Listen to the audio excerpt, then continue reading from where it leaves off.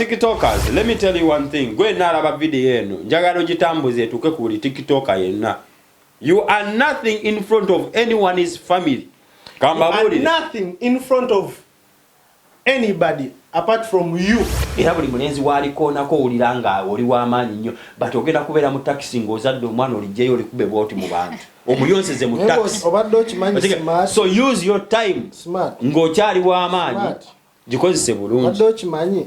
Ebere Uganda kubalabe Uganda lyadda kunywanda. Otegeera. Kasita abike nywanto bwati. Ebere lunaba. Oh, single experience.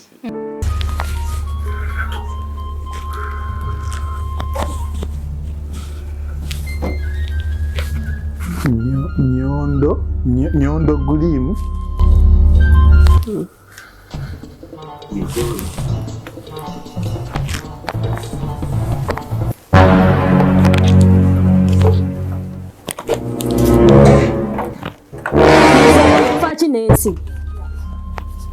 Mama, bono bizigo bya nyondo, nugo bayita nyondo bulijjo. Nyondo yani? Nyondo ebizigo ebirongose ensu ez'abakyala. N'ez'abaana.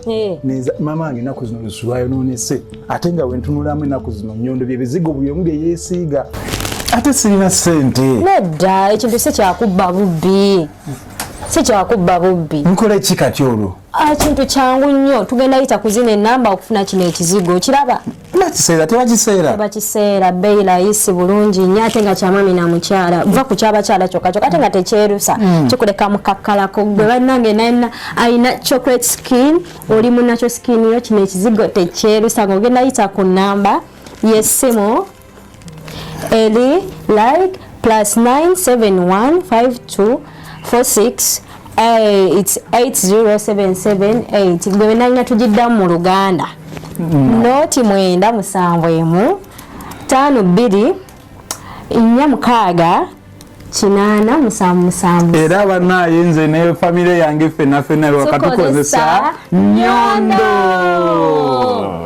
Nyondo Glam tukukumira ku mulembe.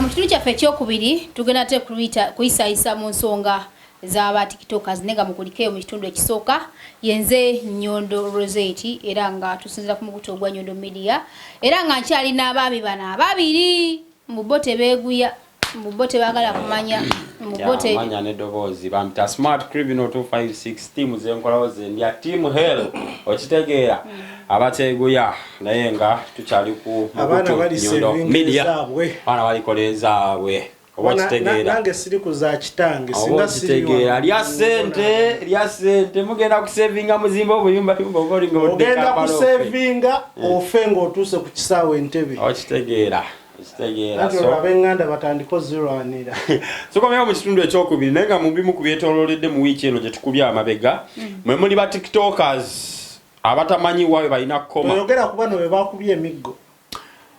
First of all, I want to take this warning to all TikTokers. Gwe nalaba video eno ngoli TikToker. Kansoke nkubulye you're not big than a family. Ne wobo ina ba followers emitwalo 5. Kansoke nkibagubulire. Otegera. Simanyi kisinzira wobo Dubai. Wegendereze tontuna mu kawompo. Echa haide chiveko. Alenga to the number they are paying. So, but TikTokers, let me tell you one thing. Gwe nalaba video eno. Njagala ogitambuze etuuke ku buli TikToker yenna. You are nothing in front of anyone's family. You are nothing in front of anybody apart from you. Okitegeera. Your girlfriend. Mulemeddwa okumanya wawe muyina okukoma. Okuvedda n'obwedda Nyondo ye. Abantu bafiirwanga and abantu baziikibwanga. Okitegeera. Ate bakyafa. Before TikTok and after TikTok, people were dying and people will still die. Okitegeera. Naye abaana abanene abali ku social media beewadde obuvunaanyizibwa bwe batayina kubeera nabwo. Okitegeera. Whereby mulowooza nti muli banene nnyo. Yes, oli munene. Naye ate not in front of. Learn to give people's families respect. Okitegeera. Learn to respect people. I'm a TikToker, but gendo tunulie page yange. I respect myself. Otegera nina wenkoma. I'm there to put a smile on people's faces. Njagala nnyo manyi mukenyine mugamba nti temuna kye mutya era manyo gasambuza njagala ntubere nnyo direct. Oye nnyo. Tutya nnyo okulumba family y'omuntu. Smart wankola obuzibu. Ngenda mulumbanga smart. Let me take this genda ani yakikoze kandi katwalo kubagiza kuno kugende eri family y'omwana muwala Jessie Love. That's all I can do. Otegera ne omwana tutunyorerwa wamu nnyo naye ng'omuntu nze simutwala nga tikitoka sibakubagiza nga tikitoka nengo omuntu yategedde nti waliwo omuntu eyafudde otegera naye ba tiktokers baneeno naye ne tubaako n'embaata otegera zino gundi ze yayimbako pastor Bugembe dengere embaata otegera dengere mpuuta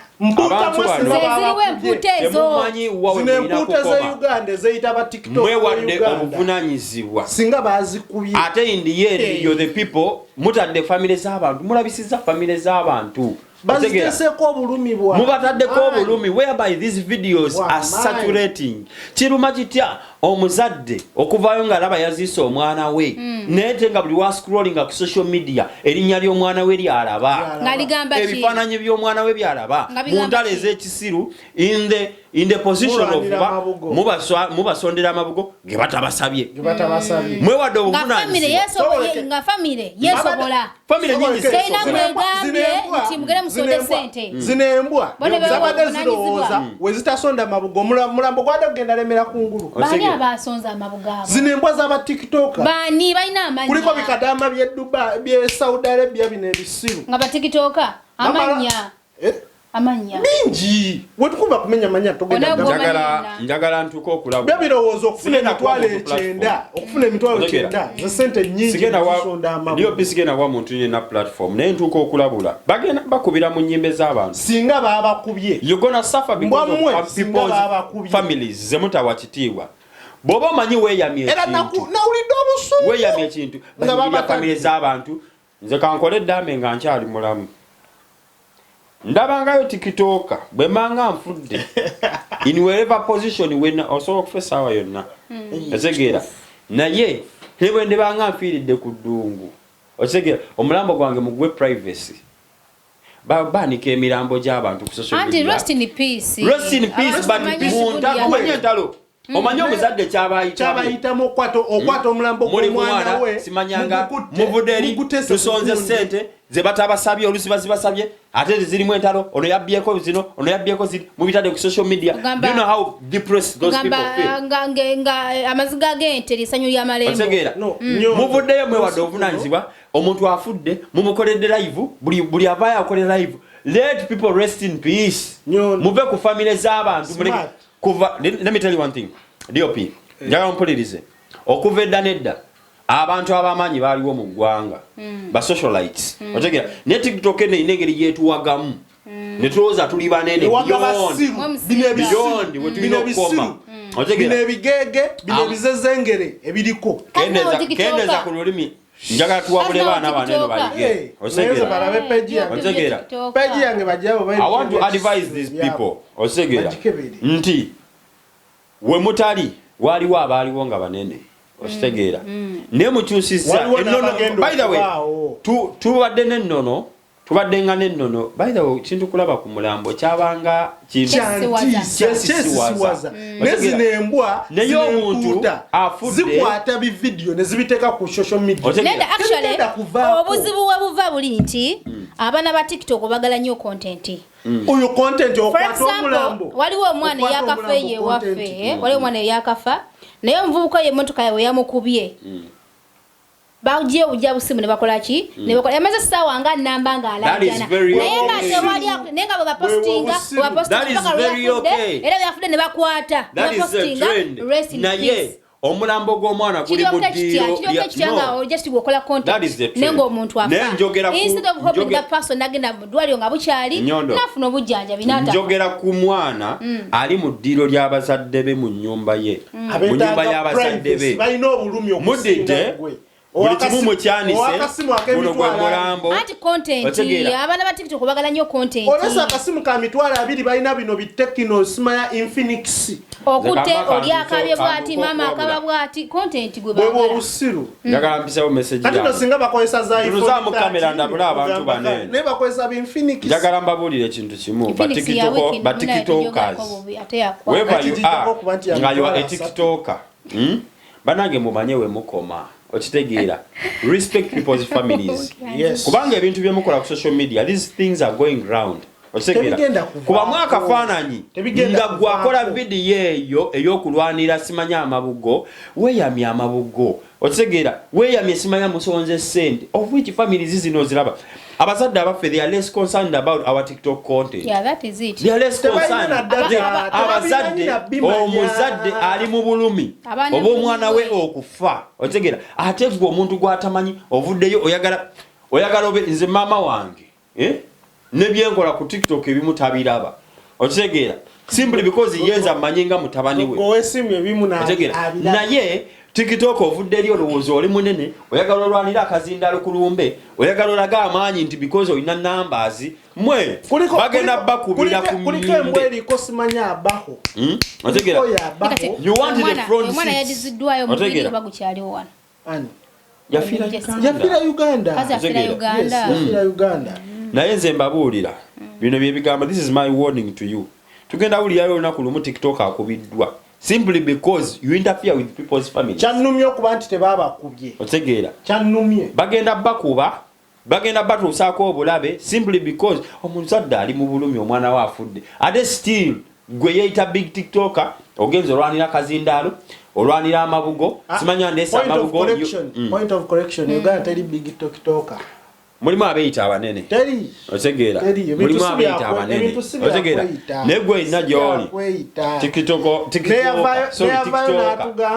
Bannange nensi badde n'abanene abali mu media industry. Otegeera. But they've been humble until this app came. In a growing of virtual numbers zotamanye unokere enchango ine emitwalo emeka. Otegeera. Naye nze ntuusa okulabula eri abaana bonna. Bannange tweddeko. Tusuka we tulina okukoma. Otege twewadde ebitiibwa bye tutalina kwewa ku social media kuno nadala ku TikTok.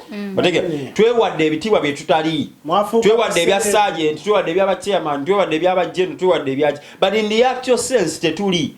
Ate tetukomyawo tutanso lumbagana family z'abantu. Tutanso okumenyawo ennono odira tyo omwana eyafudde noyanika buli kimu ekiki otegeera tuvudde ne ku nnono there is no way you can open someone's casket omulambo n'okuteeka ku social media simply because gokimanyi kigenda kukuwa views banaye muyiga okwesita ebintu ebimu byesittaza niwe gaba mawulire empapula z'amawulire bannange omulambo bagubikka otegeera kabeere TV ng'esoma mawulire bannange babikkako naye muli mbuuzaamu oli ayinza okukola ekintu ekyo maybe nti olw'okuba omuntu siwuwe oli asobola okufuna amaanyi ago okwata omulambo gwa muganda we ng'afudde kubamu akafaananyi singa abadde osobola okukikola osobola okuddiya omulambo gwa mama by the way ndowooza tuweewuuse buweewuuse oba lwa mulembe oba lwa social media neze temanyi social media tufuga kiki busiru oba musiru nga werabiro kimali odisiti eyobusiru wa katonda nga bakuzaala wetutuukira okubanga essaawa eno okimanyi nti oyita ku nguudo za TikTok ng'oggyeko ebintu by'okufiirwa oyita ku nguudo za TikTok n'osangako abaana abeeweebuula tebakyalina privacy ku mibiri gyabwe otegeera nembokola gye tumukolamu ebigambo tetukyalina kye tubikkako fababeera ku TikTok saa mwenda ogw'ekiro ffe twerolera ebintu ebifaanagana naye ebintu bino mubikola kitegeeza onyumirwa oba okolayo ki bamba tenda busiru tunuza mukopi anyumirwa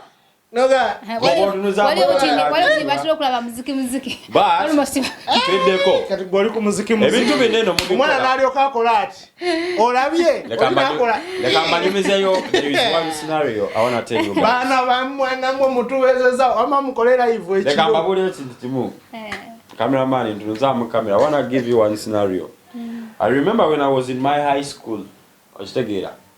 One of my lecturers told me, manya gange yagangamba smart nangamba toyagala kuba kikalu, but in the end ogenda kuyingira police.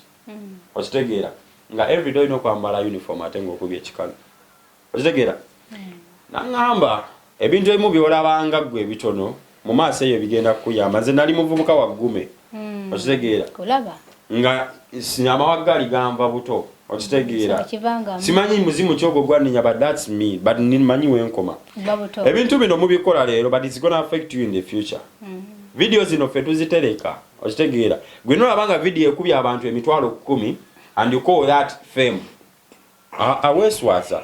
Okitegeera omusajja oyaŋŋamba yabumu yansaba pen, big up omusomesa wange nayiga. Okitegeera yansaba pen nenta nangamba sina pen, nangamba gojja siba zaala. Omusibi wa zaala atamula naki pen kapapula na pen. Okitegeera nasiba zaala e Kampala nga sibulwa pen nze smart buli wonsanga. Okitegeera pen ebe ekola ki? Nobody mipiira. I'm telling you this. Ebintu bino tubikola ojavayo ube smart, yeyogeza biki, but in the end you're gonna regret. Nga video zino zitambudde ng'omwana wagiguddeko after 2 years ng'alaba nnyina yeekola obusolosolo awemulira ku TikTok. Yeebambye alaze ye teyakuza. Kambabuulire era omusomesa oyo omu yaŋŋamba gwe mwana gw'omuwala ekikuwaga bbeere. Era buli mulenzi walikoonako owulira nga oli w'amaanyi nnyo, but ogenda kubeera mu takisi ng'ozadde omwana olijjeyo olikube bwoti mu bantu omuyonseze mu takisi. So use your time ng'okyali w'amaanyi gikozese bulungi. Obadde okimanyi ebbeere Uganda ku balabe Uganda lyadda ku nnywanto. Otegeera kasita abikka ennywanto bw'ati ebbeere yonna abasingawo experience. Abimanyi DOP naye nga okay, abadde smart criminal ne DOP Nyondo Rozet naye nga mwebale nnyo, mwebale era okutufollowinga n'okutwagala. Ensonga eno y'aba tiktokers abagala subscribing nateera kola ne kade kikuyambeko okubanga olaba buli kipya kyonna kituteekayo, naye nga tujja kwerabira kazigo ka Nyondo Glim ngene company tekamu esente okubanga share nekola ki happeninga. Naye nga ensonga eno nkulu nnyo kakibere ekyokuyiga eri abaana ba tiktokers bananga abantu bano obulumi bwabwe n'okwata omulambo n'okwala ekiteteetagisa oli akabya atya oli akabya simply because you want content. It's really very bad. Ng'omuntu oyo waafudo nakulujja kucha nawe ojja kufa bajja kukikola ojja kufiirwa oba maama oba muganda okubanga munange tumanyi kikola ki.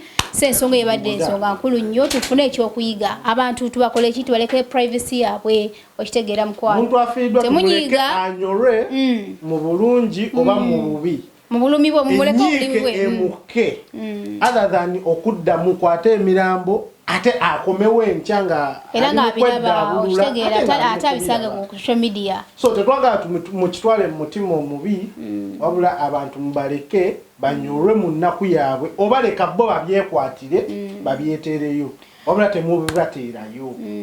Content mumuleke mugende kale mulye kasasiro mukole oyo content okulya kasasiro mugende mweyambule waliwo abeeyambula mufune abakazi ab'obulimba kuba waliwo n'ababayina naye muve ku bantu abafiiriddwa. So Jesse wumula mirembe omukama Katonda akulamuze ekisa mukama akusonyiye n'abeekika abagumye wamugumye ab'enganda abagumye mwe ba TikTok abakoze ebyekisiru tubasabira nammwe kibatuukeko. Okay, ekiddako mu mangu ddala however criminal afulumye kamera olw'ensonga nti alinako kyeyawuliddeko kinayisizaako ebbali. Mwana muwala Dragon Lady agenda mukwatamuko mu maaso awo naye nga criminal amusobola twakalire abagwa tokomawo criminal tokomawo Dragon Lady akwepikira era gundi agenda okuddako agenda kubeera hot seat yagamba agenda kuyisaamu eggaali alina ebigambo byaŋŋabye ebikwatako byembadde simanyi actually nawe kati neewuunya omanyi Dragon Lady ono musiyazi You know who I am. They become a smart criminal, the king of violence. Dragon Lady, you know why they call me smart criminal? So, subscribing Alinda Shane agenda okuddako munaku saliza wala Dragon yawulira nti onamwesobolera criminal yagamba nti nange musobola so tulinde share njagala balowooza nti oli wa luyongoyongo nedda kati tuwakanira abagwa oli side ki oli criminal side ze team Dragon Lady kati nze nsobola kuva ku side yakavuyo kwate mu alwaji sobola kwate gamba nze nja kwogera ekintu kimu bwenti nabayo nja kwogera ekigambo kimu ngambe nsonyiwa wiki ku kamera our big up number one photographer gamba abantu batandika actually banange wiki wakabi nnyo mu bufaananyi agenda ku social media platforms ze ntemvu shoots oberenga ate omunoonyako n'obyagala bu videos obwakabi wakayenagula ku Nyondo Media the graphics everything designinga atenga mwana wa tabu nnyo ali down to earth atesa so mumu supporting wiki obero support za Nyondo Media atesa nenga okujawo nga temwagala alabika bulungi nga mwagala alabika nga bano bebawaza awards zaabwe ku sima biki. So hi beautiful people, right about now tuli wano ewa Nyondo Media atengera tuli kuyisamu ekintu kino Nyondo Gleam. As you see, the skins are always supposed to glow. Abachala gwengolieyo, you have pimples, you have dark spots, you have an unclear skin, you are not appetizing. Do you want to glow? Nyondo Gleam is the deal for you. Tayerusa, it just gives you the glow, the shine. Ochegera dabate wetaga filters of the Snapchat, sijui TikTok. Just come ewa Nyondo Media. A number it is 0524680778. It's very affordable and very effective. Trust me when I say so. Nyondo Gleam, tukukumira kumulembe. Abantu betubai na Budabi mukuliko mwako kanda basumbo wakanda bampoleza bana ati shiri vexi no shata di promotions bakutege kiti eti vlexoka tendala mwiwe hii Dubai na Budabi jema tuumie sitaji kengizi ugabi programa satu kusitagemu kulomboliro tetibanga wa mujatwa yose ngatwa kuliso makombo kade omwaka tegumolikako banji bitwali nabo gabafuka embuyaga ugambi kamako kididi nesenga sepanga wewila era babetega kade defeating inga ya kafecha kwanzi wanakula agents Chelsea bar ya Dubai okuyingira korodi ndira mu 10 platinum ndira mu 15 diamond ndira mu 2 abange mu bakakase andi kididinga 11 tuli awo Dubai wenyine nyini sente nina njagala mokazi benzina nayi negedede Abu Dhabi nga 12 mu tadidikide obulala abakomajika akutaka ngenda kubera bachali banga be Dubai gate enaku zomwezi nga 12 February ina kubera Abu Dhabi ate kwani nawe bakakase mugenda kulaba abana bati abenku musenyu tuli awo esatwa ku Chelsea Hotel ekifo bakita Legend Zimba ebinyuma binnemetewo nege womulikira nga 12 February zikirire baka Abu Dhabi ate kuna bakuchakala kudigida kukesa bude aba Dubai na Abu Dhabi mwe chuwakitwa Uganda Airlines Friday Crane Part of Africa Bombo African Restaurant JP Beauty Life Seba ya Kago Zainabu Aziza Nyondo Kurimu bitegekedwa nakafuru mukutegeka abatalimba Shimi Events ne Satanic Promotions